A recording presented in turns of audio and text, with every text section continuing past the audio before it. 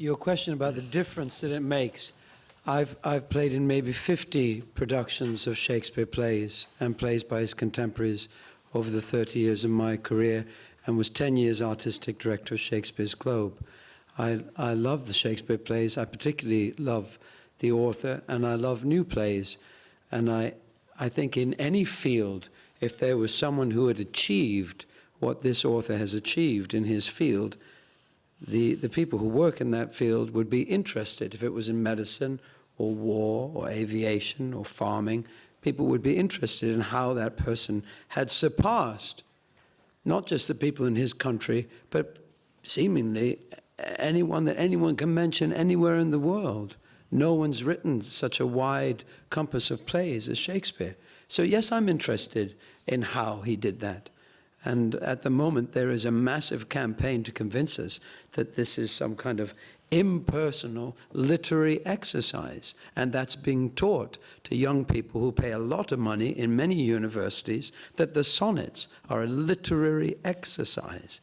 I have never, ever encountered a poet, a playwright, any artist that doesn't involve himself or herself personally in their work, and doesn't draw upon their own experience and their own efforts to learn by books or by talking to other people or by visiting places, by putting a lot of work in. To say that these works, that you make up 14 plays about Italy, set in Italy, with accurate details of Italian landscape, customs, habits, culture, you just imagine that stuff.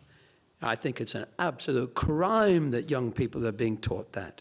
An absolute crime that members of my profession are being taught that. And since the authorship question was open to me, my respect for the author, my attention to the detail of the plays, my feelings that I'm working with someone who is possibly, in this particular story, sharing something of enormous personal pain and suffering, that these words were not just made up. It's a ridiculous idea, but that there was enormous personal suffering that went in to make this kind of writing. You know, I don't, let them bring forth other writers. Let them bring forth evidence that Ibsen or Chekhov or Goethe wrote without deep feeling, or Dostoevsky wrote without deep feeling and personal input. There's a great, great deal of rubbish being put about Shakespeare, and it's getting in the way. It's getting in the way badly. And unfortunately, people like Roland and these actors who are putting themselves in the line, and the people who've backed this film and the person who's written it, are doing a lot to break down that idiocy.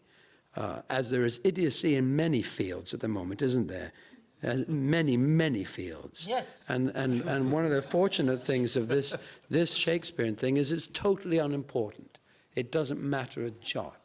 But when you break through it, it starts to teach you how to question and break through other fallacies that are being put about at the moment. So that's the difference it makes to me as an artist, sir. Okay.